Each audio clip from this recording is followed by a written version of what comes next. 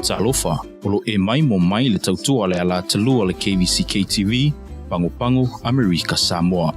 You are watching Kvzktv Channel 2, Pango American Samoa.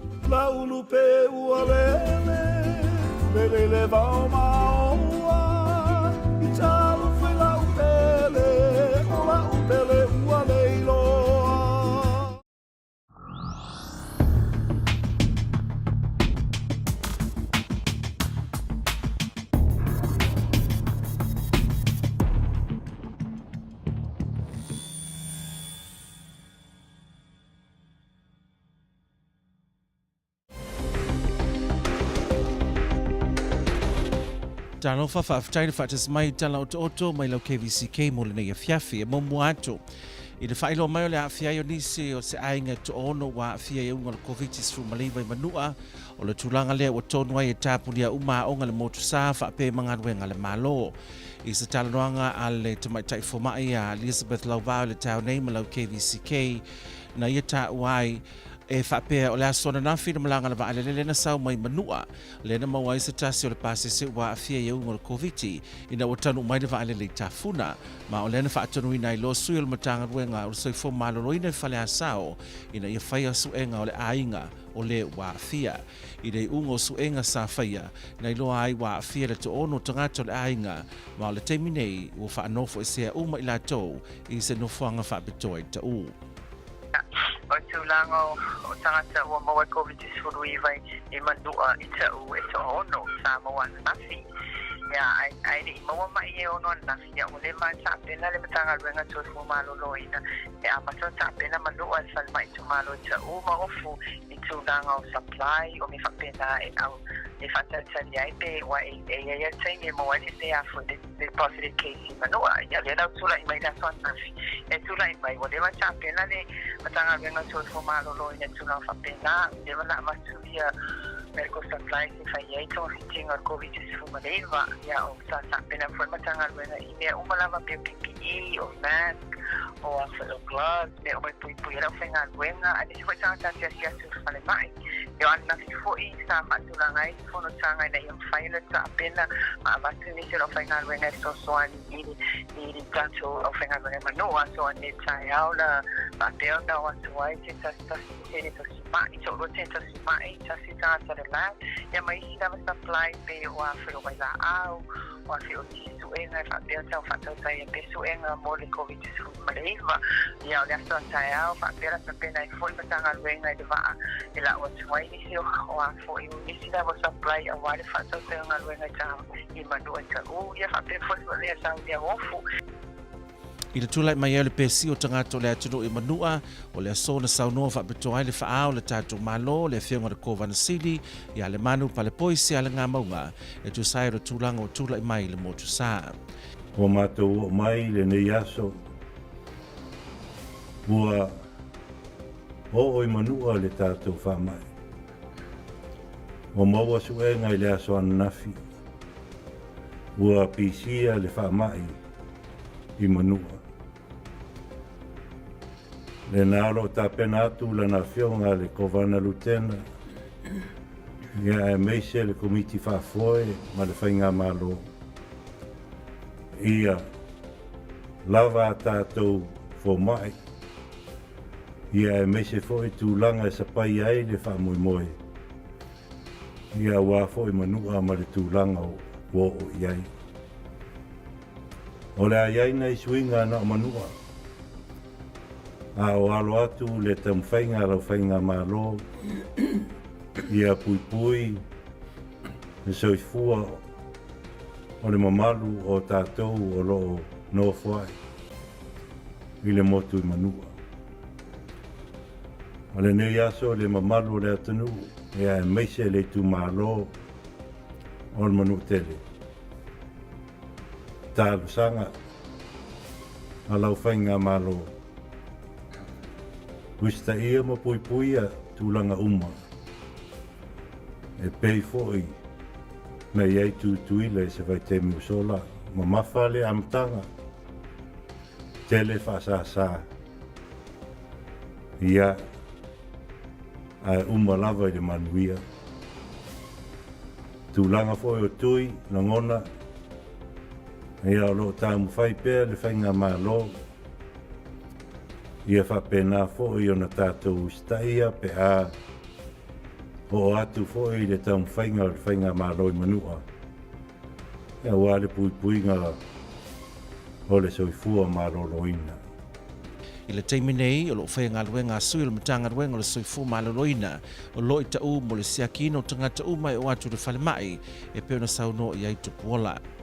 O teimi nei lewa o whaile sua a maka mai la berkai au e o le pou to so se isi ai e malanga ku le whale mai ia o lewa maka le luenga a kamakai i fu mai o lewa o kanga o le la ko e malanga mai e mai ia mea tangi ea ma supply ia le public health ia awa pu la ko kua ma le ida ku supply la le public health le la ta lo ko le ba ia au ka mai le sa lo processo o ni ya ba ya O tai au le o fuafua e whai eisa malanga whaapatoa le MV Manua mō whale asao.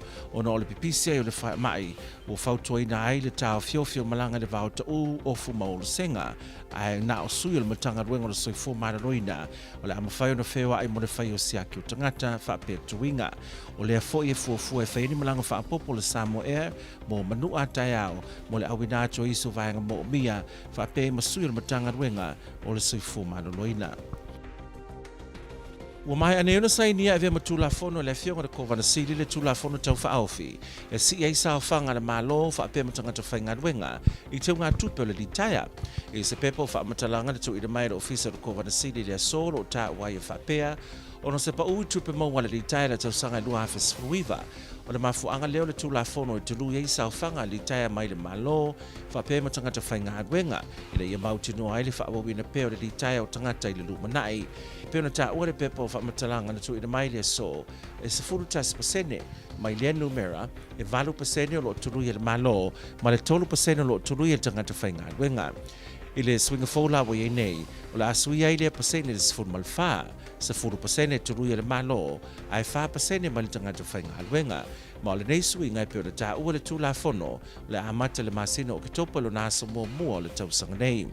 I le tausanga nua whenua sefulutasi na whaaudu ai fo i se pini whapene le maota maurunga e au i nai le sefulutasi pasene mai le malo ai 5% ma le tangata whainga luenga ai pitai e le isainia e vea matu la fona le kovana sili. Ona na saunoa le kovana sili o la atu whaatasia se isi tu la fona tau whaaufi e whea ngai tutusa ma le tu la fona wei nei o sainia nei ma le malo mo na tangata ona o le finangalo le kovana sili o mawadunga tele ia pasene mo tangata whainga luenga titongi o se tasi o vaenga ave pe ele si de sila le whainga malo le manu matala wenga o le mautino lea e maua tangata whainga wenga le tongi tala whengai ai whaatotona i vaenga whaapene i uti ai tupe maua le tangata whainga wenga o le whainga malo fo ili neina ave se le 2% le wage tax taru mai le sifulu tolu tausanga e tipi e se mai le 5% mai tu tongi tangata whainga wenga whaalua le vayaso e a fuatu ya o katopa la naso mo mua le tausanga nei o pasene la ave e se mai tu tongi tangata whainga wenga e 5% ai o le 5% ne turi whaapopo mai au ke taupa lana sa mua sa e mai a September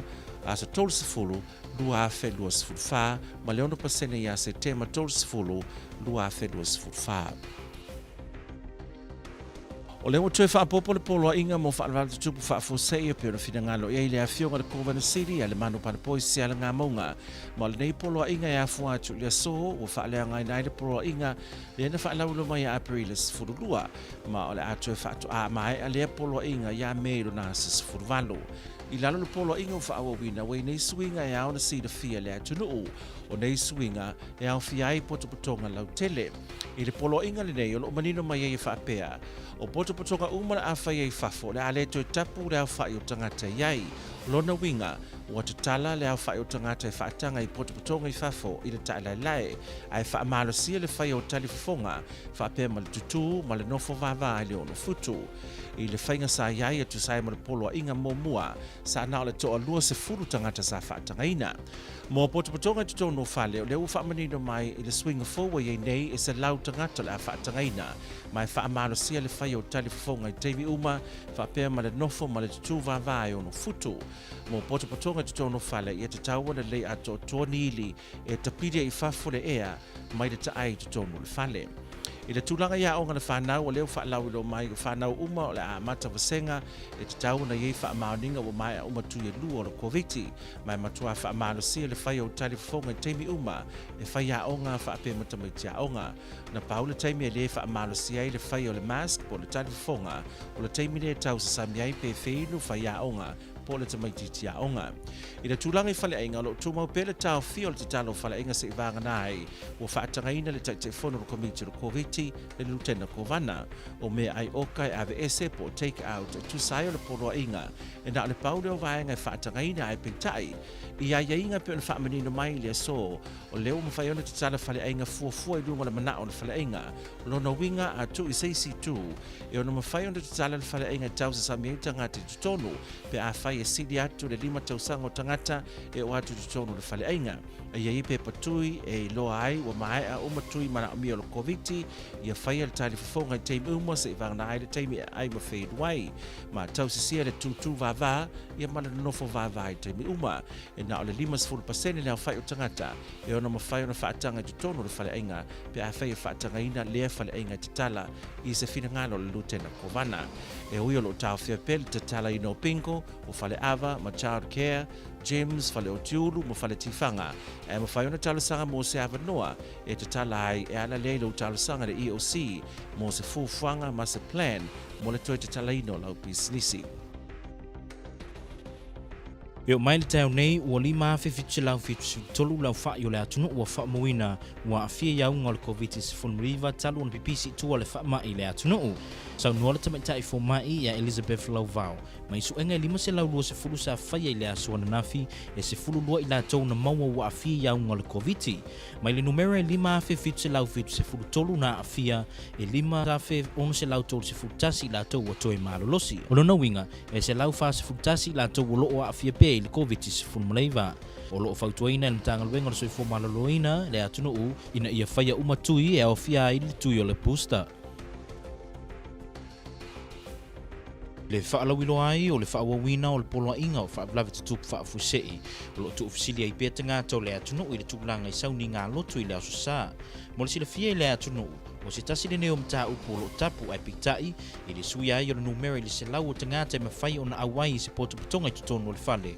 O le so lea na whaalawiloa mai ai I lunga o le api o fōlinga a le eka le sia wha poto putonga I Kerisiano Amerika Samoa. Le whaalinga e whaapea e tusai mo le polo inga fau o le kovana sili o Amerika Samoa mo le puipui o le atunu o le COVID-19. Wa e se finga ngalo I le laulau o te mao le eka le sia ma le laulau fono. O le fono tele a matatu I le a solu se fuluvalu apirila lua afelu se fululua ona toe te tala malumalu tapua e whaakasa I Amerika Samoa e whaia I sauni ngā lotu ma isi pōtu putonga whaale e kālesia e pei ona masaniai. E tu sa imal polo inga fou e le tatau ona silia mara se lau tangata e awai ia whaamalosia u fifafonga ia tausile nofo vala. Bo tangata malanga uma ua fofo mai de malanga le Hawaiian Air le afiafinei mai Honolulu le ua whailo mai e le komiti o le COVID e matua whaamalosia le whai o lo tali fofonga I lunga le whaalele ma le taimi tu ua I le whaalele pe ataunu mai tāfuna.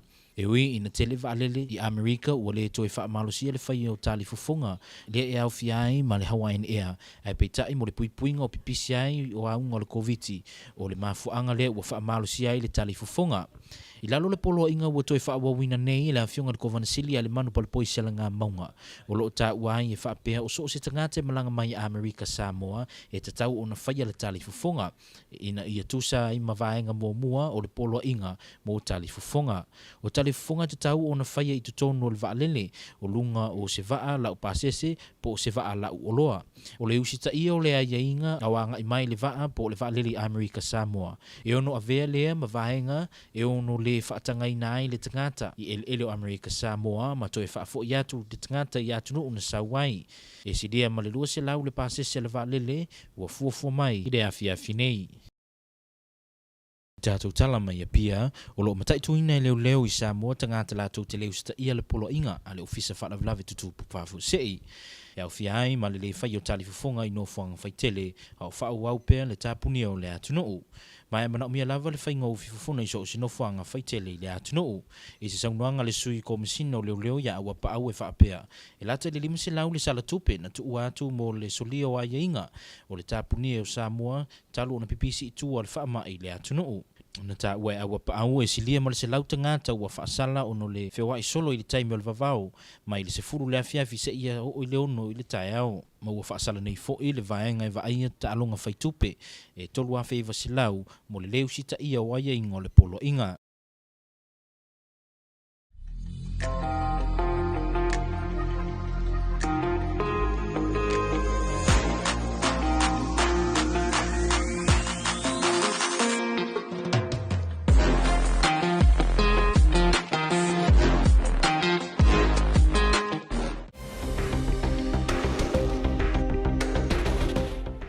Talofa, here's another quick update from KVCK News. First, schools in Manua are closed and government employees in Ta'u have been told not to return to the office until further notice in the wake of 6 positive cases discovered in Faleasau yesterday afternoon. Dr. Elizabeth Lavau, during a brief meeting of the task force this morning, said a traveller from Manua tested positive of COVID-19 upon arrival in Tutuila yesterday, and that prompted the staff of DOH in Ta'u to test the family members of the travellers, and the results, all 6 tested positive of COVID-19. When we received that news, we found that positive case, so we immediately contacted our doctors and medical staff in Ta'u to visit this family and to test the family. And they went and tested the family, and 6 members of this family tested positive for COVID-19. And when they were tested positive, they were also given directly for isolation and quarantine other family members. Remember, TOSI quarantine is 5 days and isolation is 10 days. Quarantine means you tested positive, but you were exposed to a positive case. Isolation is when you are tested positive with COVID-19. Preparation by the Department of Health to assist in our response to COVID-19 in Manua. We already prepared Manua Ta'u and Offer clinics. We already sent our medical supplies, COVID-19 tests, and other equipment that the medical staff need to prepare in order when we have a case of positive case in Manua. And this morning we sent extra staff. We sent 2 nurses and 1 lab staff to assist with our response to COVID-19 in Ta'u. Though in-person classes in Ta'u are suspended, students will continue to attend classes virtually.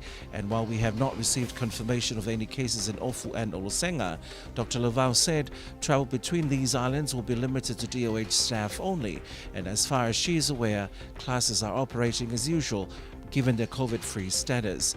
With COVID now in Manua, Governor Lemanu Palepoi sialenga maunga in his televised address this morning with Lieutenant Governor and the Commissioner of Police, said we must do all it takes to stop the spread of the virus. We must continue to be bold, decisive, and mobilize all our efforts to fight the virus.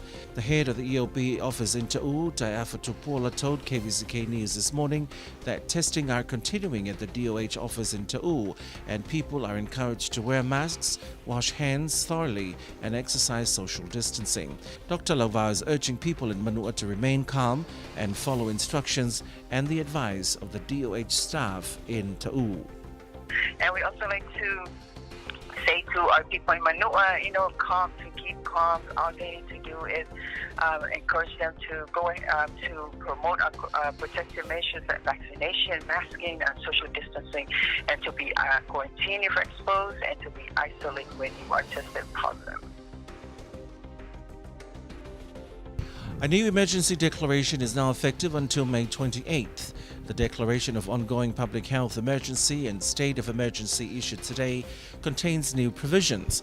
For public gatherings, effective immediately, there is no limit to outdoor gatherings. However, mask use is required and social distance maintained to keep people at 6 feet apart. For indoor gathering, 100 people are now allowed with masking and social distancing a must. The gathering must be held in a well-ventilated building. The schools can be reopened for in-person classes if they meet certain conditions. These conditions include only students who have 5 years and older may be allowed to attend in-person classes. All students attending in-person classes must show evidence of full vaccination. All teachers and school personnel at the school compounds during in-person learning show evidence of full vaccination, and mask use is mandated at all times during in-person classes. Mask use is not required while students and teachers are eating or drinking. For restaurants can be reopened for dine-in if they meet certain conditions. Conditions for reopening will vary based on the individual factors of each restaurant. However, the minimum requirements for opening include dine-in service may only be provided to customers who are 5 years or older. All customers must show evidence of full vaccination. All employees of the restaurant must show evidence of full vaccination, and mask use is required at all times, except while eating or drinking.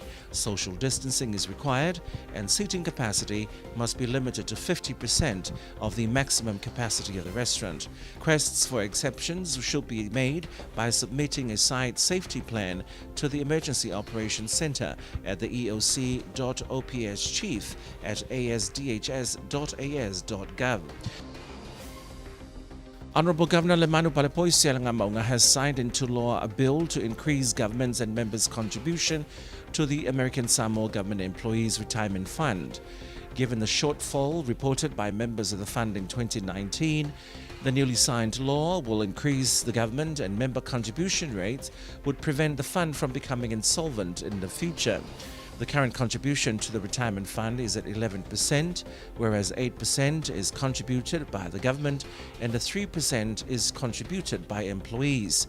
The new increase will be 14%, whereas 10% is contributed by the government and 4% is from the employees.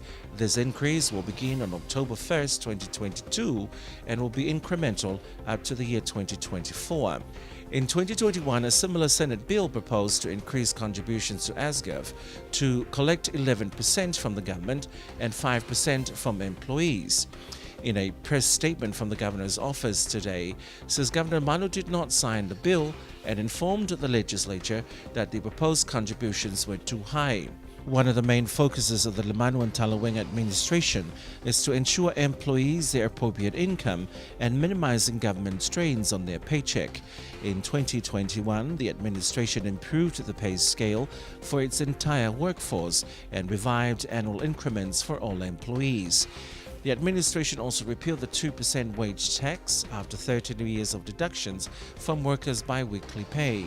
After October 1st, 2022, the deductions for employees will be 4% of compensation earned and accruing to each member through September 30th, 2023, 5% from the October 1st, 2023 through to September 30th, 2024, and 6% after September 30th, 2024.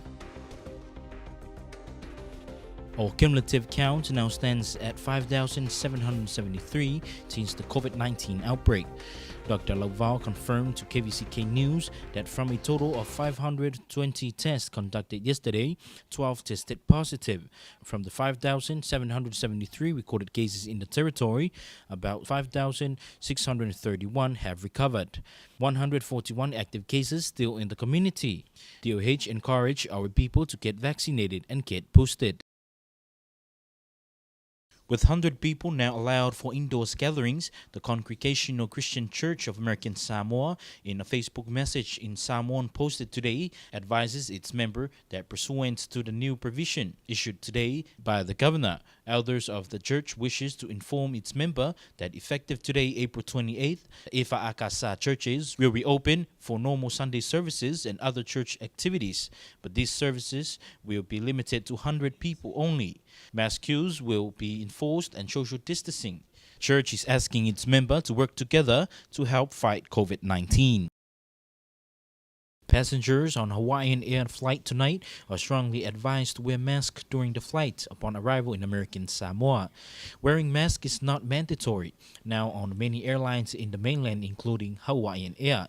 But according to Lieutenant Governor Taluwenga Eleasalova Ale, directive given out today, regardless of the policies of Hawaiian Air, the task force will continue to enforce mask use for anyone coming into the territory. The latest declaration issued this afternoon by the governor says any person entering the territory must wear a mask in accordance with Section 1 mask use of this declaration while on board an aircraft, boat or ship in transit to American Samoa. Failure to wear a mask while en route to American Samoa will result in a refusal of entry and return to the traveler's point of embarkation. More than 200 are arriving on tonight's flight from Hawaii. Police in Samoa are clamping down on people flouting states of emergency orders, including failing to wear masks in public, as the nationwide Level 2 lockdown continues. Assistant Police Commissioner Awapa'aulongo Itino Filippo confirmed that people have been fined or $38 each for not wearing face masks in public. Awapa'au said close to 500 fines have been given for breaches to lockdown rules since March 17. When community transmission was detected, businesses have been fined or opening and for selling alcohol, and at least one church has been fined for holding a service during lockdown. Awapa'au said more than 100 people have been fined for traveling around during the curfew from 10 p.m. until 6 a.m. in the morning. The Gaming Control Authority has also been fined $3,900 for operating during lockdown hours.